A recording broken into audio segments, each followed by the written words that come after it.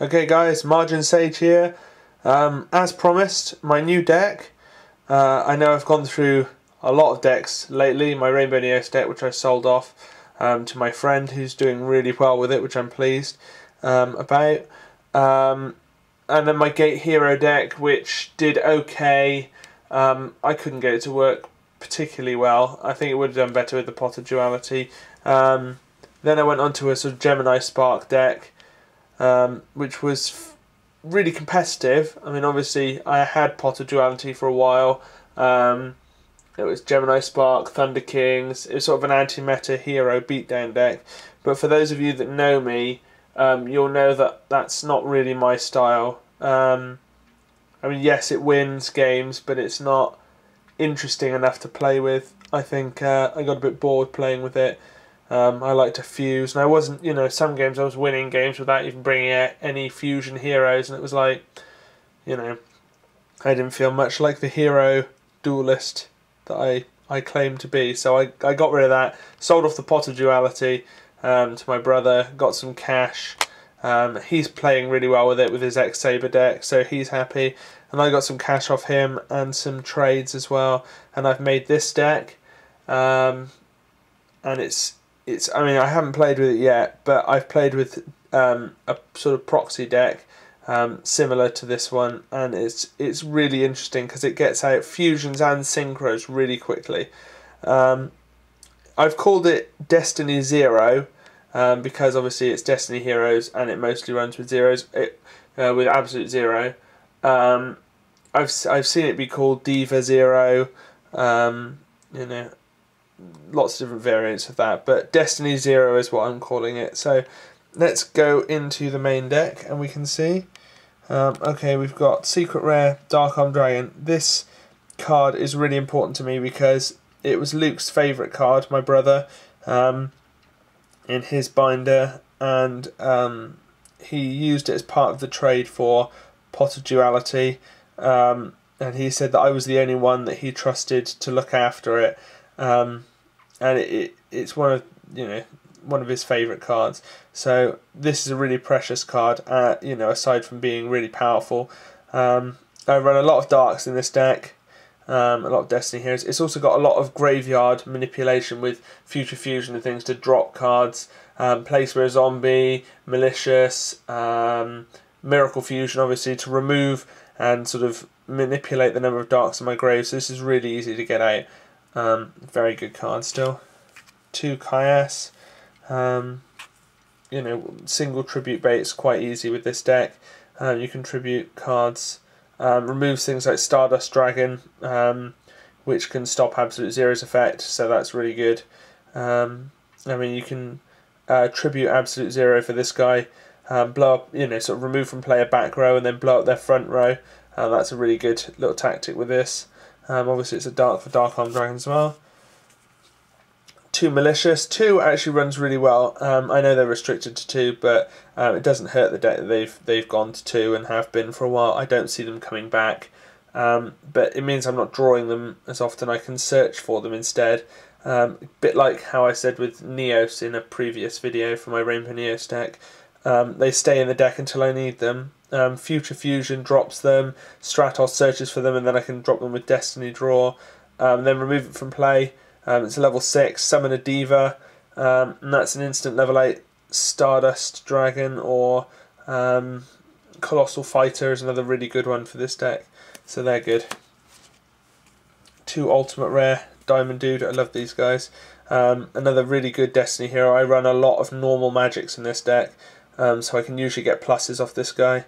And he's another dart for Dark Arm Dragon. He doesn't stick around on the field very long once I've used his effect, but he's a good first turn monster to hit. Some people run Fearmonger as well, but I just want to streamline the number of Destiny heroes because it's not about drawing them into your hand, because Malicious and Diamond Dude aren't particularly good draws, but it's about searching them out with Stratos, Reinforcement of the Army bait as well, this guy, or dropping them with Future Fusion, and sort of gaining control that way. So that's another part of the control for the deck. This is another part of the control. It's obviously a water hero. This is the main one of the main ways to get absolute zero out. Plus I can recycle heroes, recycle Stratos with this guy. Yeah, he's really good. Elemental hero and a water type, so 2 ocean are good. I haven't considered Ice Edge because I think ocean's better.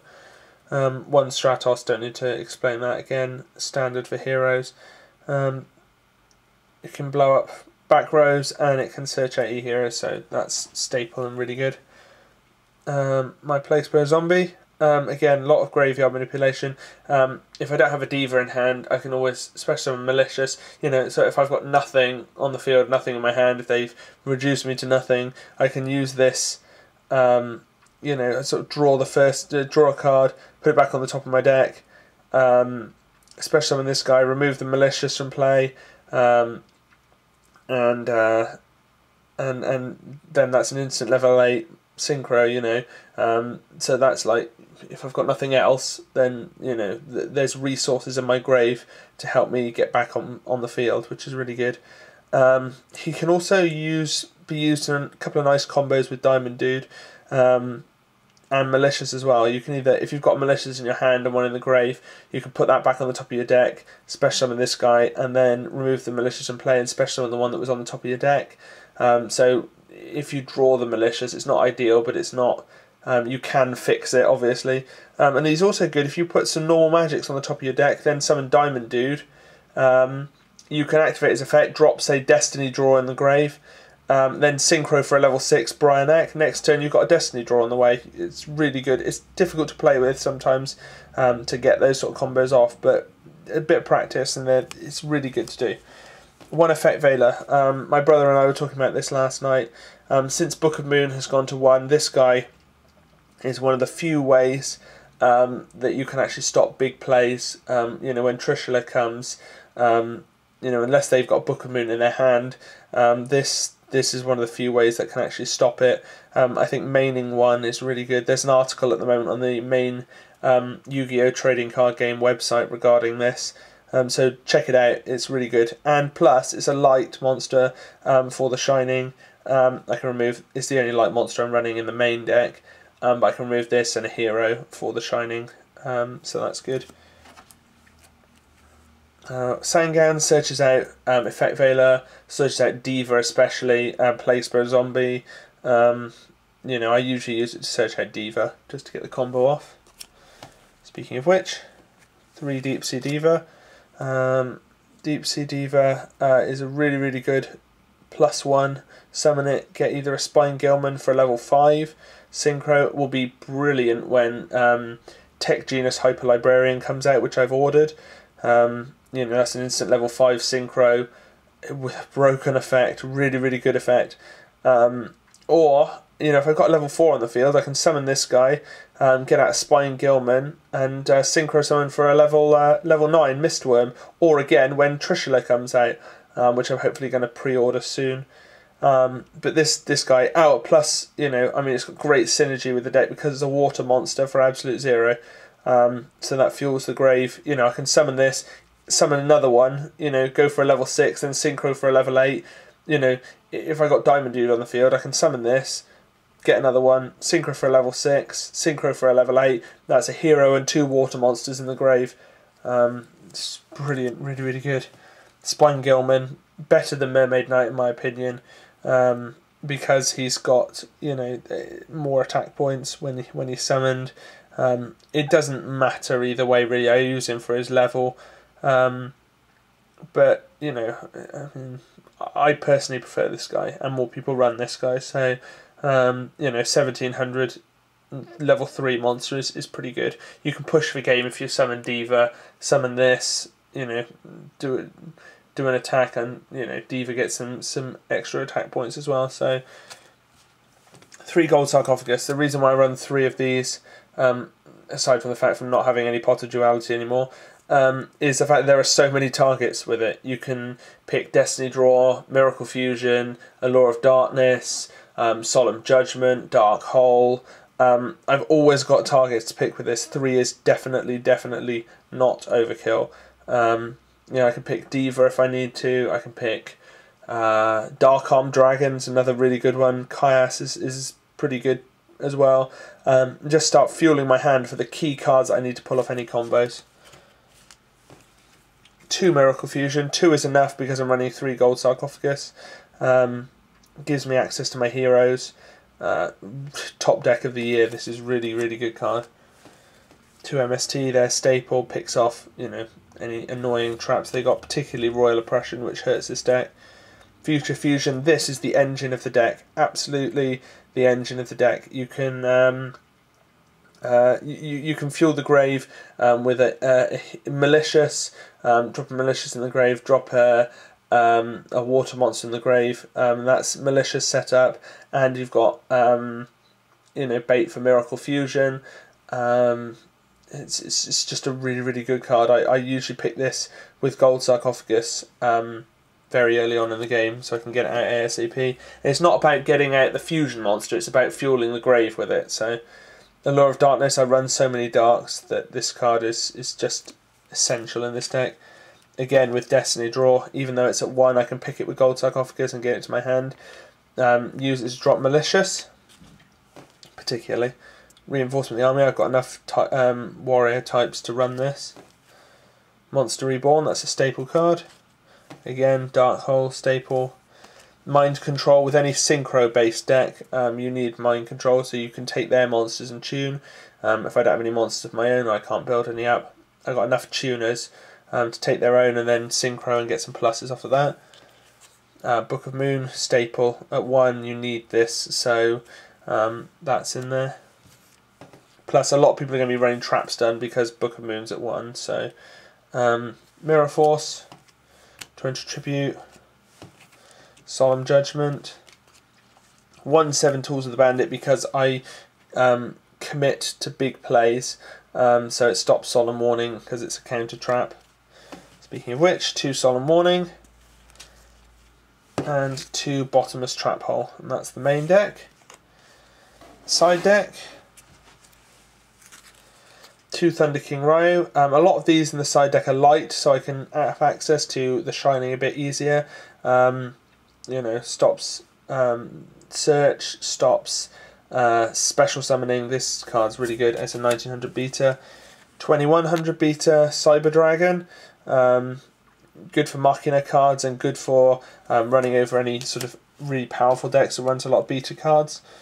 2 Snowman Eater, that's good against opposing opposing Thunder Kings that hurt my searching and special summoning. And at the same time, it's a water monster for absolute 0. Another Effect Veiler in case I need it. I can see myself needing this in quite a few games, so it's another one to side in. Again, DD Crow, good graveyard manipulation, and I can drop it from my hand. It's a dark for Dark Arm Dragon. Then, you know, a lot of graveyard based decks rely on key cards in their graveyard, like Plague Spear Zombie.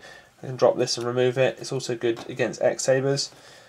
Also good against X-Sabers, Super Polymerization, because I'm running Gaia in the extra deck. Picks off other water monsters and other light monsters now as well, so that's really, really good. Good against things like Light Swans. If I got Hero on the field.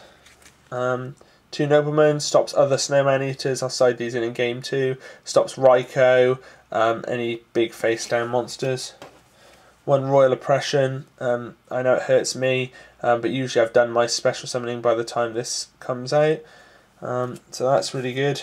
You know, I can choose when to flip it. So 2 Dragon Knight Draco Quest, another reason why I'm running Super Polymerization. Take Stardusts, take Black Rose, take Gungnir, take, I think Trishula's a dragon as well when that comes out. Take, you know, whatever synchro dragons they have on the field. The extra deck is 3 Absolute 0. Don't need to explain that.